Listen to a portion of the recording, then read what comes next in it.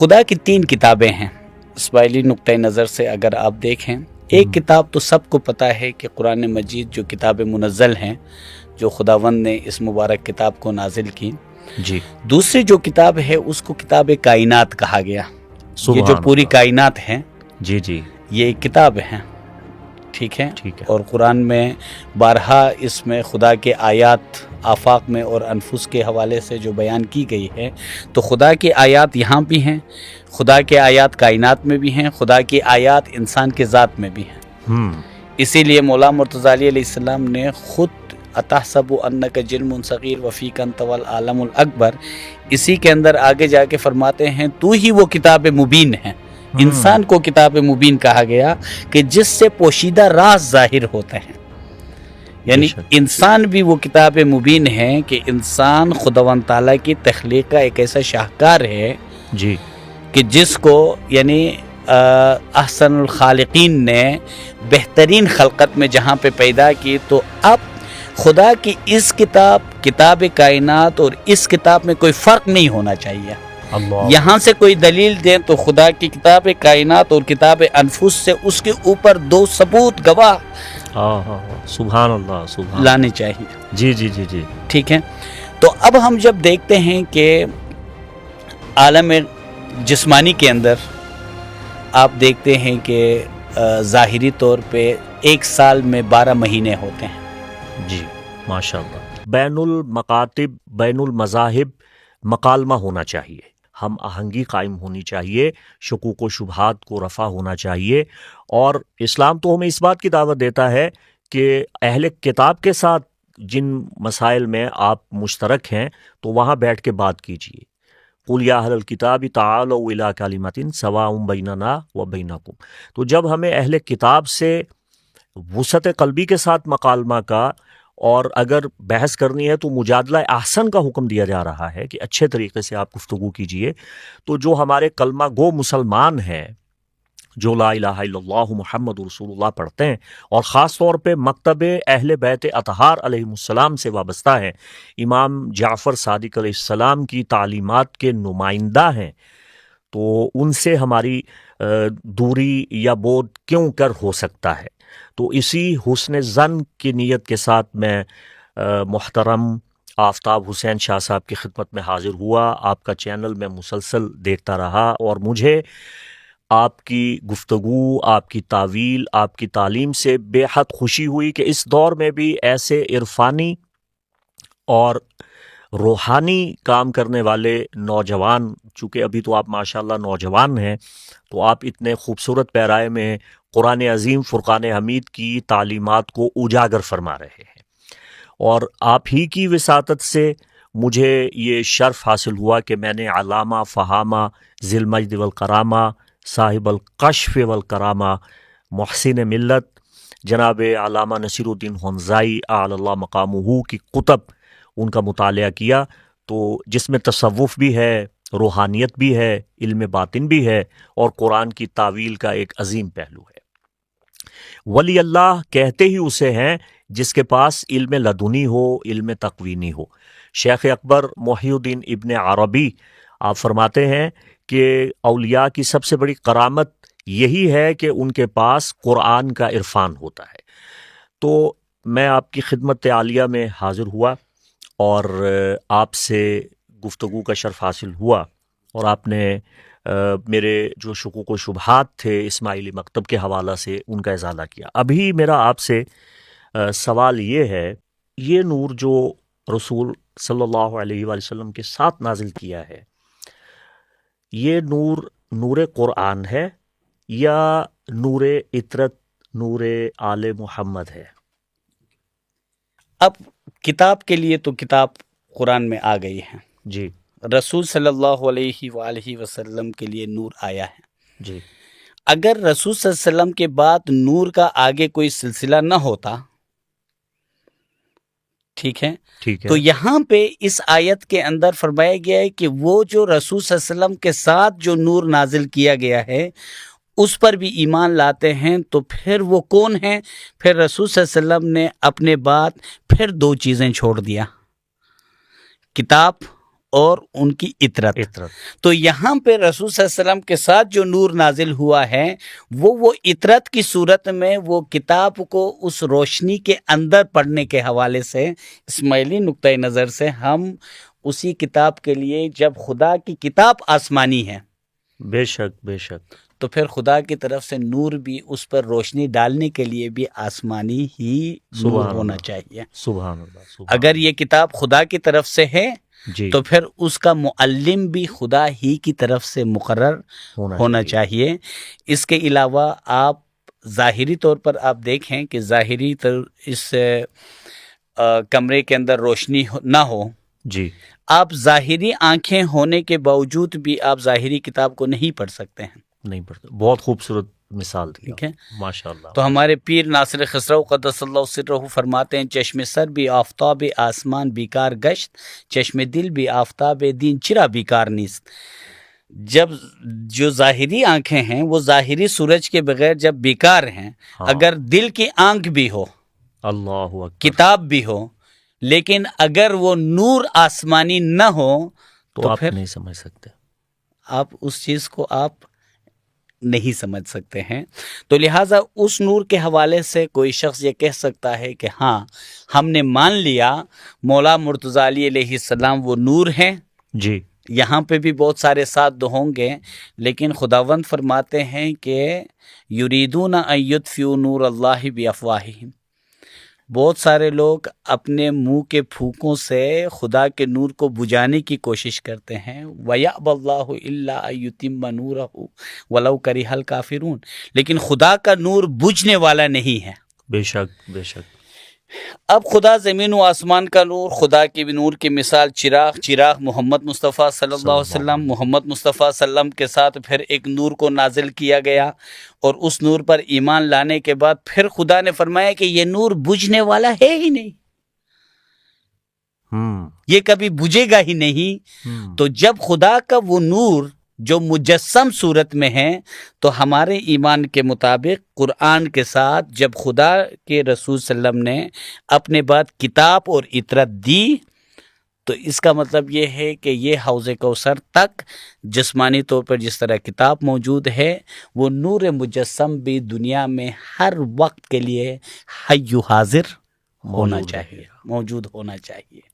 تو لہٰذا نور کا موضوع تو یہ بہت بڑا موضوع ہے. قرآن کے بہت سارے مقامات پر یخرجہم من الظلمات الی النور، خداوند تعالیٰ ظلمات سے نور کی طرف لے کر آتا ہے. تو ظلمات کیا ہے؟ ایک تو ظاہری ظلمات ہے، ہم ظاہری آنکھوں سے کوئی چیز کو نہیں دیکھتے ہیں، لیکن انسان کے جب وجود کا ہم تجزیہ کرتے ہیں تو انسان صرف جسم نہیں ہے، انسان روح ہے، انسان عقل ہے. تو پھر روحانی اور عقلی ظلمات اور اندھیرے کون سے ہیں؟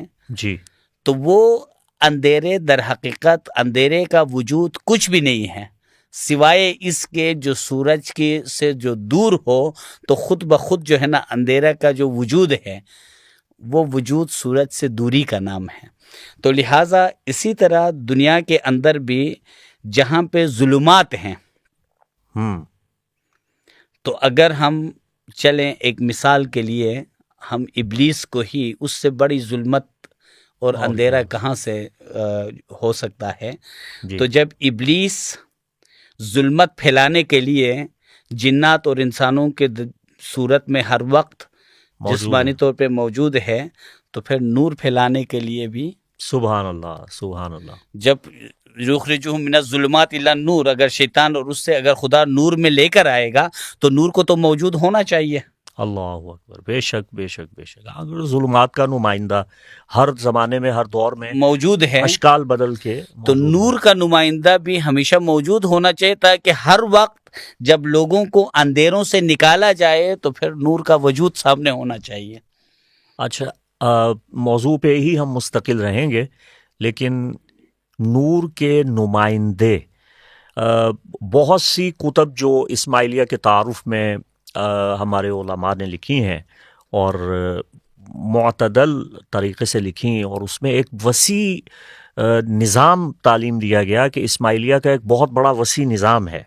تو اس پہ میں چاہتا ہوں کہ آپ تھوڑی روشنی ڈالیں، اس کے بعد ہم اپنے موضوع سے مسلسل کہ اسماعیلیہ کے ہاں یہ داعی، حجت، معزون، یہ ایک بہت بڑا وسیع نظام ہے، اور بالکل قرآنی آیات کے مطابق آپ نے یہ ایک تسبیح میں جس طرح دانے پروئے ہوئے ہیں وہ یہ سلسلہ رکھا ہوا ہے. اس پہ تھوڑا سا وضاحت فرمائیے، بیان فرمائیے.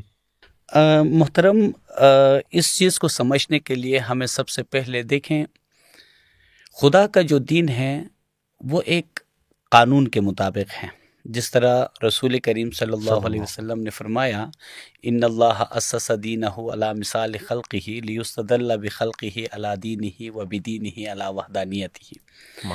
خدا نے اپنے دین کی مثال اپنے خلقت پہ رکھی کہ اس کے خلقت کو سمجھتے ہوئے اس کے دین کو سمجھا جائے، اس کے دین سے اس کی وحدانیت کو سمجھا جائے. تو دین کے اندر کسی بھی حقیقت کو دیکھنا ہے تو ہر ایک حقیقت پہ دو گواہ ہونا لازمی ہے. ٹھیک ہے جی. تو خدا کی تین کتابیں ہیں. اسماعیلی نقطۂ نظر سے اگر آپ دیکھیں، ایک کتاب تو سب کو پتہ ہے کہ قرآن مجید جو کتاب منزل ہیں، جو خداوند نے اس مبارک کتاب کو نازل کی. جی. دوسری جو کتاب ہے اس کو کتاب کائنات کہا گیا. یہ جو پوری کائنات ہے، جی جی، یہ ایک کتاب ہے. ٹھیک ہے. اور قرآن میں بارہا اس میں خدا کے آیات آفاق میں اور انفس کے حوالے سے جو بیان کی گئی ہے، تو خدا کی آیات یہاں بھی ہیں، خدا کے آیات کائنات میں بھی ہیں، خدا کی آیات انسان کے ذات میں بھی ہیں. اسی لیے مولا مرتضی علیہ السلام نے خود اتحسب انک جرم صغیر وفیک انت والعالم الاکبر، اسی کے اندر آگے جا کے فرماتے ہیں تو ہی وہ کتاب مبین ہے. انسان کو کتاب مبین کہا گیا کہ جس سے پوشیدہ راز ظاہر ہوتے ہیں. یعنی انسان بھی وہ کتاب مبین ہے کہ انسان خداوند تعالیٰ کی تخلیق کا ایک ایسا شاہکار ہے جی کہ جس کو یعنی احسن الخالقین نے بہترین خلقت میں جہاں پہ پیدا کی. تو اب خدا کی اس کتاب کائنات اور اس کتاب میں کوئی فرق نہیں ہونا چاہیے. یہاں سے کوئی دلیل دیں تو خدا کی کتاب کائنات اور کتاب انفس سے اس کے اوپر دو ثبوت گواہ سبحان اللہ سبحان لانے چاہیے. جی جی جی جی. ٹھیک ہے. تو اب ہم جب دیکھتے ہیں کہ عالم جسمانی کے اندر آپ دیکھتے ہیں کہ ظاہری طور پہ ایک سال میں 12 مہینے ہوتے ہیں. جی ماشاء اللہ. ہر مہینے کے اندر 30 دن ہوتے ہیں. ٹھیک ہے نا جی. تو اسی طرح عالم دین کے اندر ہمارے ایک امام کے انڈر میں 12 حجت ہوتے ہیں. اچھا. جن کے ساتھ امام روحانی طور پر ان کے ساتھ رابطے میں ہوتے ہیں. از دلی حجت بحضرت راہ بوت او بتائی دے دلش آگاہ بوت. ماشاء اللہ. ٹھیک ہے. تو وہ 12 ہر ایک حجت کے تحت 30 دائی ہوتے ہیں. ٹھیک ہے. ٹھیک ہے جی. اسی طرح انسانی عقل ہے جو انسان کی ہستی میں سب سے بلند ہے. جی. آپ کے عقل کے اندر جو بھی کیفیات، احوال، چیزیں ہیں تو ان چیزوں کے ظاہر ہونے کا مقام کون سا ہے؟ زبان ہے. بے شک. ٹھیک ہے. زبان منہ میں ہے اور اس زبان کے ساتھ 30-32 دانت بھی ہیں آپ کے. ہاں ایسا ہی ہے نا. جی بالکل ایسا ہی. تو اسی طرح جو امام سے عقل سے جو زبان تک یا جو کیفیات جو آتے ہیں، تو امام سے حجت تک جو علم ہے وہ کیفیات کی صورت میں، جی، وہ اشاروں کی صورت میں، وہ معجزات کی صورت میں، اور وہاں سے لوگوں تک جو کچھ علم پہنچتا ہے وہ زبان کے ذریعے سے پہنچتا ہے. تو زبان ہمارے عقیدے کے اندر جو ہے نا وہ حجت کے مانند ہیں کہ جنہوں نے کائنات کے اندر امام کے علم کو پھیلایا ہے. ماشاء اللہ. جس طرح پیر ناصر خسرو نے اگر علم کو بیان کیا ہے تو وہ امام کے علم کو اس نے بیان کیا، لوگوں کو ان کو اجاگر کیا. تو امام سے پیر نامدار فرماتے ہیں برجان من چنور امام زمان بتافت لیل السرار بودم و شمس الضحی شدم. تو جب میرے دل پر زمانے کے امام کا نور روشن ہوا، اس سے پہلے میری مثال اندھیری رات کی سی تھی. تو وہ اس کے بعد انہوں نے جو علم بیان کیا تو وہ امام کی زبان کی حیثیت سے وہ حجتان، انہوں نے علم کا کام، تعویل کا کام، حکمت کا کام کیا ہے. آپ حمید الدین کرمانی کو دیکھیں، آپ جعفر بن منصور الیمن کو دیکھیں، المعید فی الدین شرازی کو دیکھیں، تو یہ پورا ایک دعوت کا ایک نظام ہوتا تھا جی. مگر چونکہ لاسٹ ڈاکٹر بحرالعلوم صاحب کے ساتھ جب آپ نے گفتگو فرمائی، اس میں ڈاکٹر صاحب نے پھر فرمایا جب سورج نکلتا ہے تو اس کے بعد پھر چاند اور ستاروں کی روشنی کی ضرورت نہیں پڑتی ہے، تو اس لیے ہمارے ائمہ جب امام ظاہر ہوئے تو اس کے بعد یہ جو سسٹم ہے، یہ دعوت کا سسٹم، وہ باطنی طور پر اپنی جگہ پہ وہ شخصیات وہ مومنین ہوں گے، لیکن ظاہر میں زمانے کے امام خود تمام چیزوں کو بیان کرتے ہیں. جی بہت اچھا. اب ہم آتے ہیں اپنے موضوع کی طرف کہ حدیث ثقلین میں ہمیں یہ بتایا گیا کہ امت میں آقا علیہ الصلوۃ والسلام نے امت کو گمراہی سے، دجل اور فریب سے محفوظ رکھنے کے لیے جو انتظام فرمایا، جو الوہی آفاقی انتظام خداوندی ہے، وہ قرآن اور اطرت ہے. اور پھر ہمیں تاریخ اسلام کے مطالعہ سے یہ پتہ چلتا ہے کہ اطرت پہ کس قدر مظالم کے پہاڑ توڑے گئے، بعینی ہی قرآن کا بھی استحصال ہوا. اور المیہ یہ بھی ہے کہ جو اپنے من کو بھاتی ہیں پڑھتے ہیں وہی آیات، ایک رخ سے دکھاتے ہیں قرآن، ایک رخ سے چھپاتے ہیں قرآن. تو ہر مکتبہ فکر خود کو حق بجانب سمجھتا ہے اور اپنی حقانیت کا قائل ہے، اور تعصب اور فرقہ واریت اس قدر ہے کہ دوسرے مکتب کو تسلیم اور قبول کرنے کو تیار نہیں ہے، اور ان سب کو گمراہ اور بے دین اور دائرہ اسلام سے خارج قرار دیتا ہے.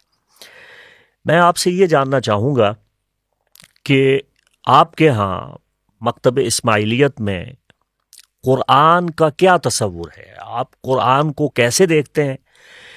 میں نے جہاں تک اسماعیلی مطالعہ کیا ہے تو میری سمجھ میں یہ آیا ہے کہ تعویل اور علم باطن اور قرآن کے غوامض اور اسرار و رموز پہ جتنا کام اسماعیلیہ نے کیا ہے شاید ہی کسی نے کیا ہو.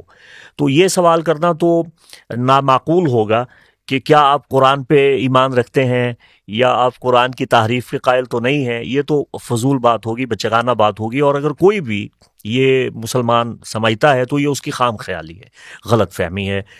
جتنا قرآن کے باطن اور تعویل پہ اسماعیلی داعیوں نے، مبلغین نے، عرفاء نے کام کیا ہے، اتنا شاید کسی نے نہیں کیا. اور آپ کے پاس ورثہ ہے صادق آل محمد امام جعفر صادق علیہ السلام کی باطنی تعلیمات کا. تو میں آپ سے یہ سننا چاہتا ہوں کہ آپ قرآن کے بارے میں کیا عرفانی پیغام دیتے ہیں؟ محترم، جہاں تک قرآن مجید فرقان حمید کا جس طرح آپ نے تذکرہ فرمایا، قرآن کی ایک مبارک آیت خداوند رب العزت فرماتے ہیں وَإِن يُكَذِّبُوكَ فَقَدْ كَذَّبَ الَّذِينَ مِن قَبْلِهِمْ جَاءَتْهُمْ رُسُلُهُم بِالْبَيِّنَاتِ وَبِالزُّبُرِ وَبِالْكِتَابِ الْمُنِيرِ. تو فرمایا گیا کہ اے رسول صلی اللہ علیہ وسلم، اگر یہ آپ کو جھٹلاتے ہیں یا آپ سے پہلے بھی رسولوں کو جھٹلائے ہیں، جب ان کے پاس وہ اپنے ساتھ بینات لے کر آئے، جی، زبور لے کر آئے، اور ایک کتاب منیر لے کر آئے، نورانی روشن کتاب. اچھا، یہاں پہ کتاب منیر واحد ہے، جی، جمع کی صورت میں نہیں ہے. بینات جمع ہیں کیونکہ ہر پیغمبروں کے اپنے اپنے بینات معجزات تھے. ہر پیغمبر کے اپنے اپنے ظاہری زبور صحیفے تھے. لیکن کتاب منیر وہ تمام رسول ایک ہی لے کر آئے ہیں، بے شک، جو سب کے ساتھ وہ کتاب منیر موجود ہیں.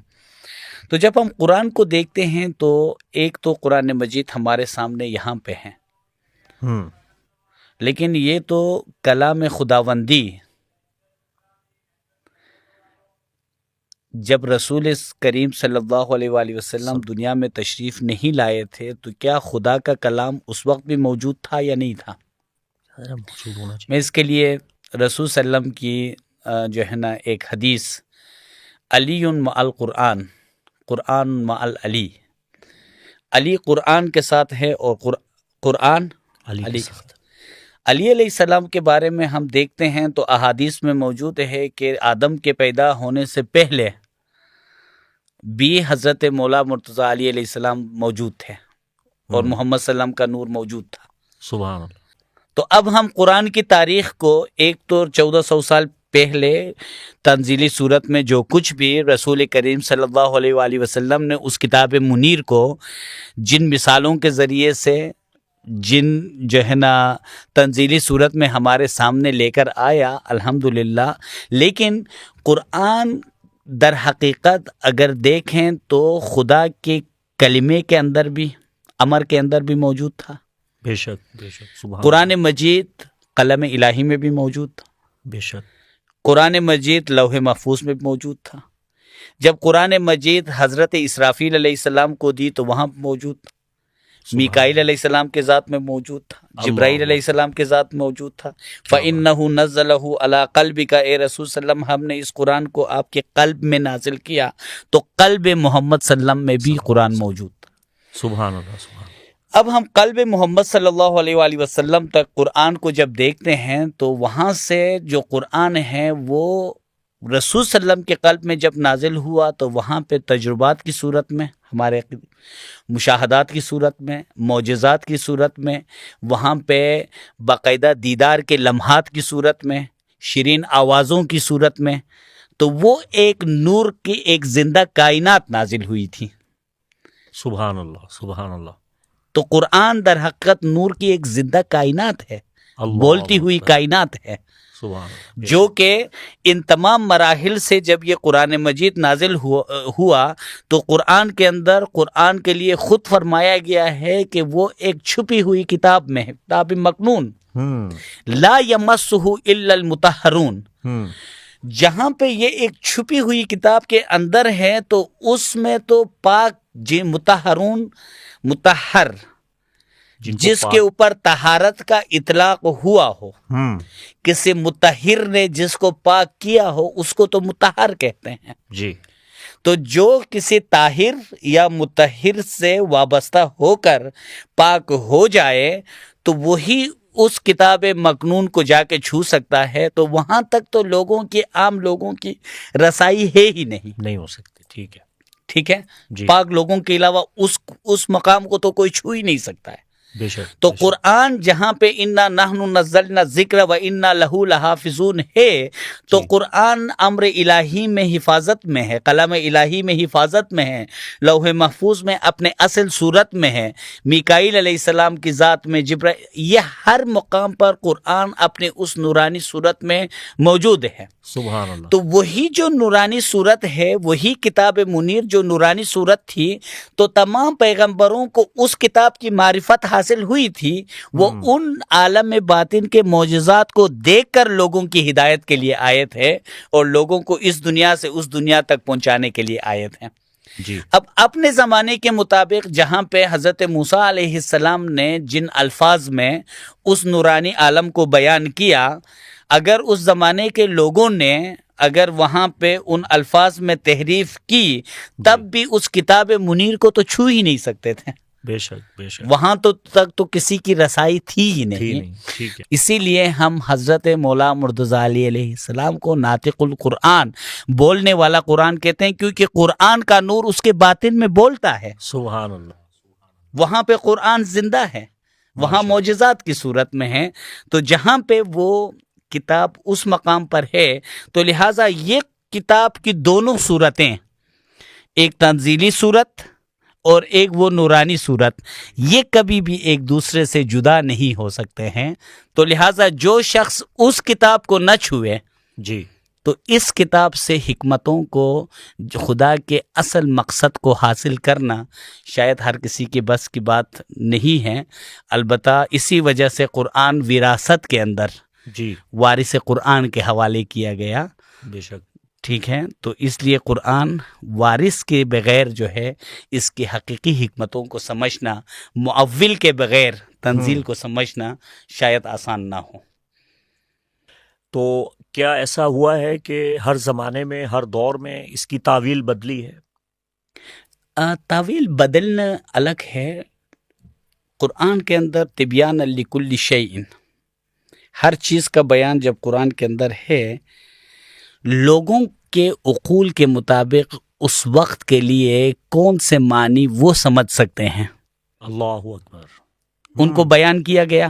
جی، اب اس سے اور بھی معنی بیان، جب لوگ، آپ اگر کسی بچے کو ABCD سکھاتے ہیں تو ABCD آگے الفاظ کو جوڑنے کے ایک ذریعے کے طور پہ وہ اس وقت تو ٹھیک ہے، وہ غلط نہیں ہے، جی بالکل ایسا، لیکن جب کوئی آگے آتا ہے تو پھر اس کو آگے کا معنی بیان کیا جاتا ہے۔ سبحان تو اللہ۔ قرآن کے اندر جو رازوں کو، حقائق کو تہ بتہ ہر درجے کے لیے خداوند رب العزت نے رکھا ہے، جی، اس میں سے سامنے والے کی مقدار کتنی ہے اتنا اس کو عطا کی جاتی ہے۔ ماشاء اللہ، ماشاء اللہ۔ اور جو نور اس آیت میں بیان ہوا ہے، قد جاءکم من اللہ نور و کتاب مبین، جیسا کہ آپ نے فرمایا کہ آپ امام جو معول ہیں ان کی تعویل کو ہی آپ قبول کرتے ہیں۔ ہمارے ہاں عام طور پہ یہ سمجھا جاتا ہے کہ اسماعیلیہ، جنہیں باطنیہ بھی کہتے ہیں، یہ تفسیر بالرائے کر رہے ہیں، یعنی اپنی مرضی سے، اپنی رائے سے، اپنی سوچ سے جو جی میں آتا ہے وہ قرآن کا معنی بدل دیتے ہیں۔ میں یہ رائے نہیں رکھتا، مگر بہت سے لوگ یہ رائے رکھتے ہیں۔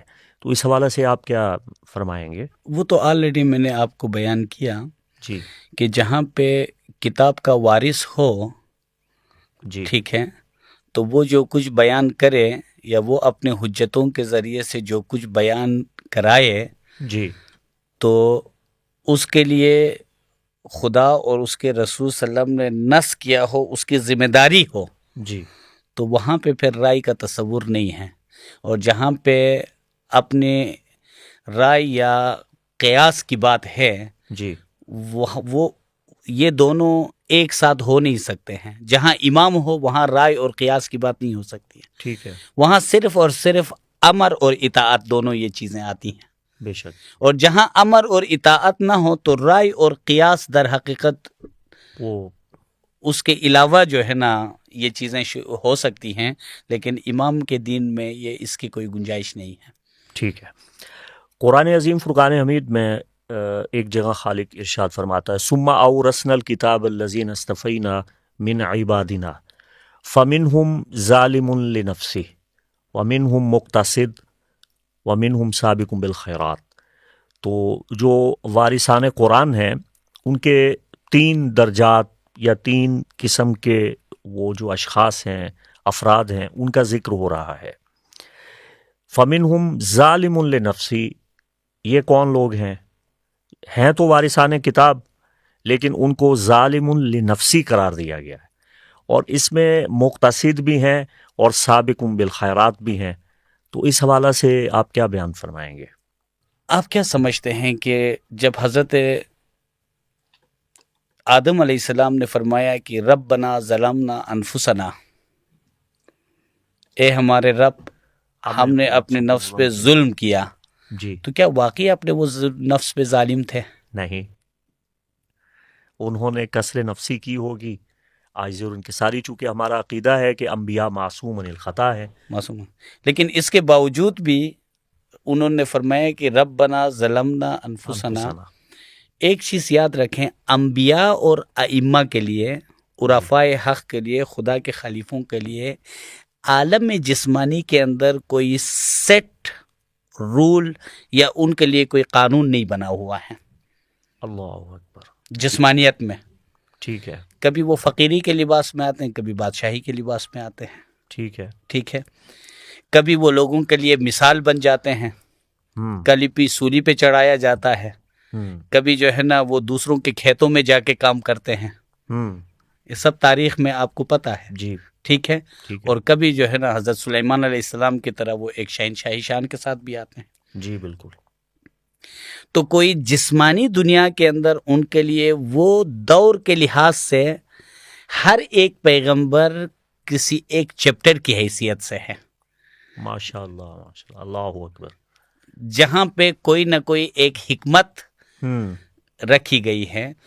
تو جہاں پہ انبیاء کے لیے وہ نفس، یعنی انہوں نے اپنے جانوں پہ ظلم کیا، یہ نفس کہ وہ ایسا نہیں ہے، تو در حقیقت اس کی مثال آپ یوں لیجئے کہ جب کوئی وائٹ بورڈ پہ کوئی ٹیچر کوئی بچوں کو سمجھانے کے لیے کوئی مثال لکھتے ہیں جی، اس میں سے تعلیم کی خاطر کوئی غلط مثال بھی لکھتے ہیں، اس کا مطلب یہ ٹیچر سے غلطی نہیں ہے. اس کی علامہ بزرگوار ایک کتاب کے اندر بہت ایک زبردست مثال دیتے ہیں. فرماتے ہیں کہ جب ایک فوج کے اندر جب کوئی جنگ لڑی جاتی ہے یا فوج کے اندر جنگ کی تیاری کے طور پہ ایک دھماکہ کیا جاتا ہے، ایمبولینس لایا جاتا ہے، اس کے اندر زخمیوں کو ڈالا جاتا ہے، ہاسپٹل پہنچایا جاتا ہے، اور پھر جب ٹریننگ ختم ہوتی ہے کوئی ہاسپٹل نہیں ہے، کوئی ایمبولینس نہیں ہے، سب اپنے جگہ پہ بیٹھے ہوئے ہیں. جی، تو اس کا مطلب یہ کہ جب بھی کوئی ایسا واقعہ ہو تو پھر انسان کو اس طرح کرنا چاہیے. تو انبیاء علیہم السلام نے بھی اپنے ذات کے ساتھ اگر ظلم کو منسوب کیا ہے تو وہ اس لیے کیا گیا ہے کہ اس صورت میں جو انہوں نے خدا سے رجوع کا جو طریقہ بیان کیا، واہ واہ، سبحان اللہ، سبحان اللہ، لوگوں کے سامنے اگر لوگوں سے ایسی غلطی ہو جائے تو اس طریقے سے خدا سے رجوع کرنا چاہیے.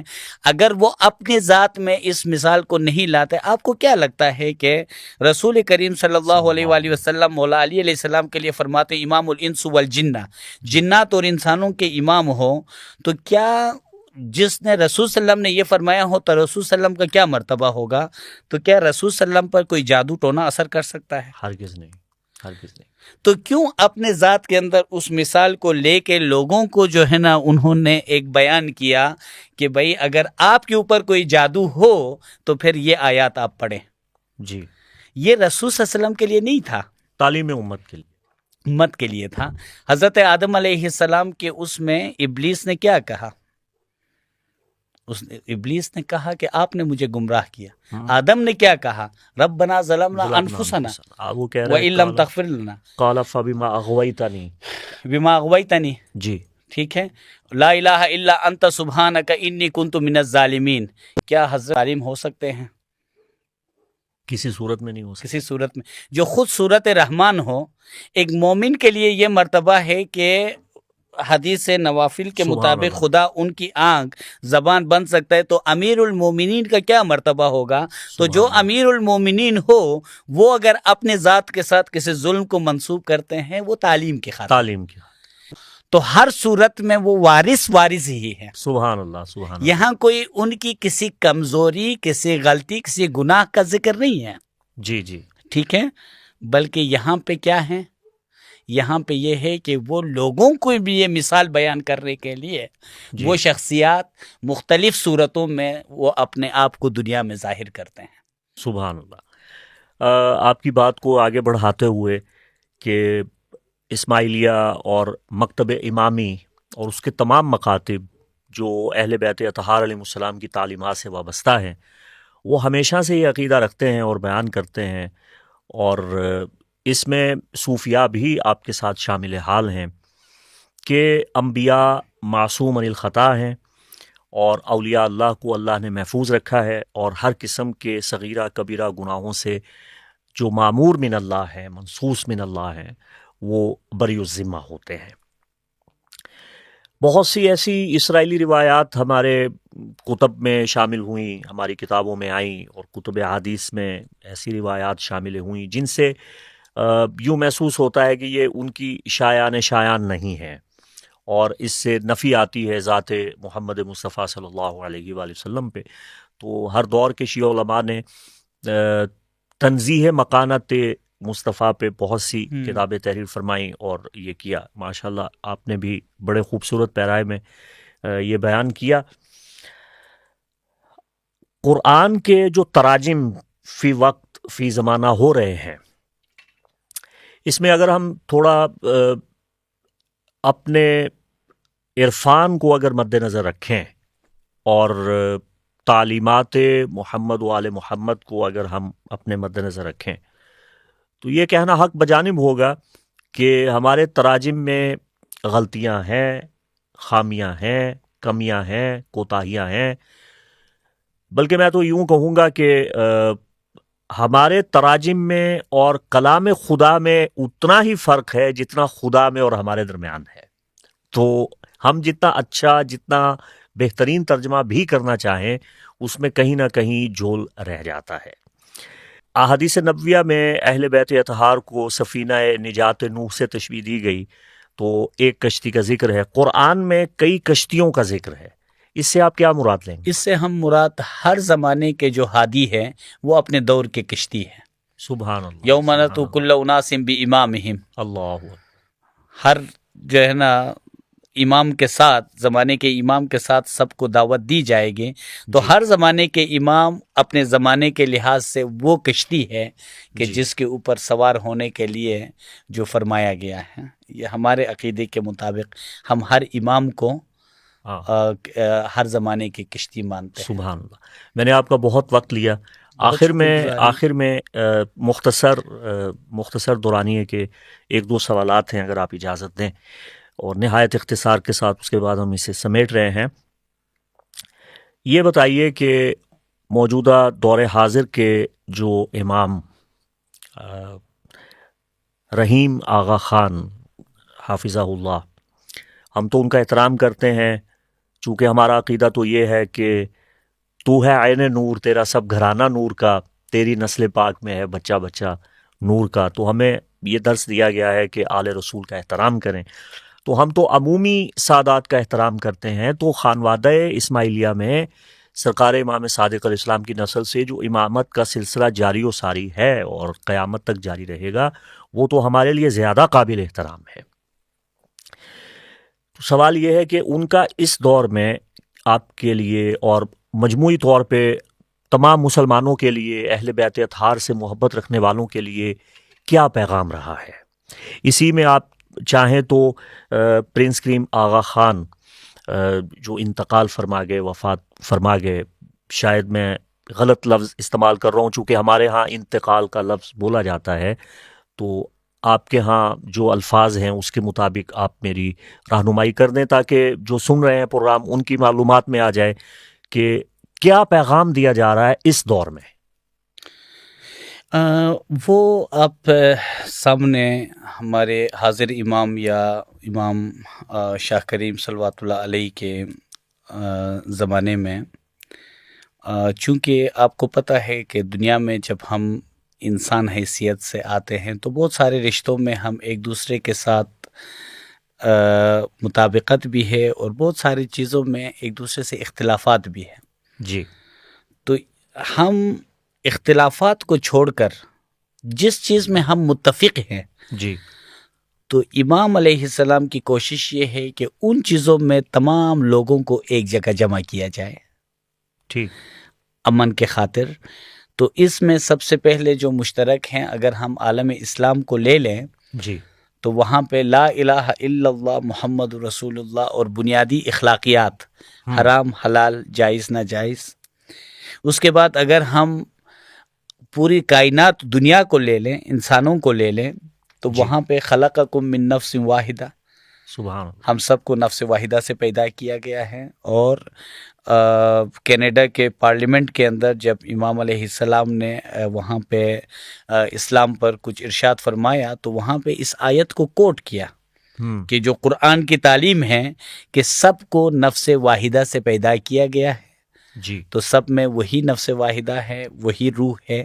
تو لہٰذا جب سب کے اندر باقی جتنے بھی اختلافات ہیں ان کو اگر ہم سائڈ پہ رکھ کے اگر عالم اسلام کی امت مسلمہ کی وحدت کے لیے اگر ہم لا الہ الا اللہ محمد رسول اللہ اس تصور کو سامنے رکھیں اور باقی اخلاقیات پہ اگر ہم کاربند رہیں اور پوری دنیا کے ساتھ خلقکم من نفس واحدہ اس آیت کو لے کے اگر ہم پوری دنیا کی جو بھی خدمت ہم کر سکتے ہیں، جو بھی دنیا میں ہم امن کے خاطر، محبت کے خاطر محبت کا پیغام دے سکتے ہیں، یہی محبت کا پیغام فرامین کی صورت میں بھی اور عملی طور پر ان کے اداروں کی صورت میں بھی پوری دنیا میں جو کام ہو رہا ہے یہی محبت کا پیغام ہے. ماشاء اللہ.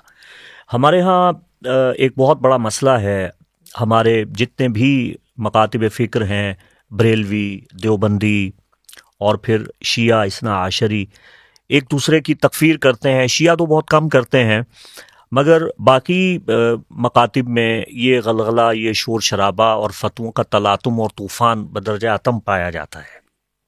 سوال یہ ہے، کیا آپ کے ہاں بھی یہ کوئی تکفیر کا سلسلہ ہے؟ آپ کے ہاں جو اسماعیلی نہیں ہیں انہیں کس نظر سے دیکھا جاتا ہے؟ اصل میں ہمارے یہاں تکفیر کا نہیں ہے، ہمارے یہاں پہ درجات کا تصور ہے. اچھا، ٹھیک ہے. جی. اگر کوئی 2 کلاس میں ہے، کوئی میٹرک کلاس میں ہے، تو وہ 2 کلاس کے بچے کو مارتا نہیں ہے کہ آپ کیوں جو ہے نا اس کلاس میں ہیں. سبحان ٹھیک اللہ. ہے. تو ہمارے یہاں پہ کوئی ایسا نہیں ہے. اسماعیلیوں بہت محبت کا، خدا کی خدائی کے اندر جو جس درجے میں بھی ہے، اللہ اکبر. کل کو اگر کوئی نیک عمل کرتا ہے تو اللہ تعالیٰ درجات کو بلند کرنے والا ہے. رفیع الدرجات ذو العرش. کیا بات. تو عرش تک سب کے لیے ایک راستہ ہے. تو اس میں جو جس درجے میں بھی ہے، اپنے اس درجے میں اخلاقیات اور بنیادی جائز ناجائز، حلال حرام، اور اگر اچھائی پہ وہ عمل کرتا ہے تو خدا کی خدائی میں اس کے لیے پھر ایک وقت آتا ہے کہ اس کے درجے کو بلند کیا جاتا ہے. لہٰذا ہم کسی اور کو جی کے خلاف فتویٰ دینے کی جگہ ہمیں بھی کوئی، اگر ہم اپنے آپ کو حق سمجھتے ہیں یا امام آل محمد کے ساتھ جڑے ہوئے ہیں، تو ہماری بھی کسی نیکی کی وجہ سے نہیں، اس کی عطا کی وجہ سے ہوئی ہے. تو اس لیے کہ ہمیں اگر یہ مرتبہ ملا ہے تو ہم پر زیادہ اگر احسان ہوا ہے تو ہماری باس پرس بھی اسی حساب سے ہوگی. تو ہمیں اپنے جو ہے نا ان چیزوں سے خوف ہے کہ ہم اس کی حقیقی معنوں میں شکر گزاری کر پاتے ہیں یا نہیں. تو کسی اور کی طرف دیکھنے کا پھر موقع بھی نہیں ملتا ہے کہ کون کیا کر رہا ہے. بہت شکریہ. آپ کی گفتگو سے روحانی قرار اور اطمینان اور سکون حاصل ہوا، اور علم و حکمت کے کئی در واضح ہوئے. موضوع تو بے ساختہ ہیں، بے حساب ہیں. اگر ان پہ بات چیت کرتے چلے جائیں تو آپ جس مبارک ہستی کے شاگرد ہیں اور جن کا فیضان کرم ہے آپ پہ اور اجرا ہوا ہے آپ پہ، القاء ہے الحمدللہ، یہ تو کبھی ختم نہیں ہوں گے. علم عطائی طور پہ جو بزرگان دین کے پاس ہے، جو عرفاء حق کے پاس ہے، وہاں اس عطائی علم سے ہم نے اکتسابی طور پہ علم الیقین کی روشنی میں ہم نے اس علم کو لیا ہے. یہ تو موضوع کبھی ختم نہیں ہوں گے، اس پہ سیر حاصل انشاءاللہ ملاقات ہوتی رہے گی. یہی نظریہ اور پیغام ہے کہ مسلمانوں میں تمام مکاتب میں ہم آہنگی اور ایک دوسرے کی قرابت، رفاقت اور مکالمہ ہونا چاہیے. مفتی محمد عمران حیدر رضوی اور ہمارے معزز مہمان جناب آفتاب حسین شاہ صاحب کو اجازت دیں. السلام علیکم ورحمۃ اللہ وبرکاتہ.